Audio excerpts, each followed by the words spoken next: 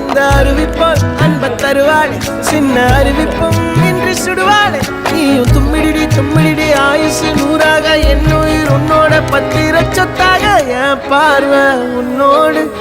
உன் பொம்மை கண்ணோடு பேசாமல் விண்ணோடு நாம் மிதந்து போவோம் காதாரா அடியாலும்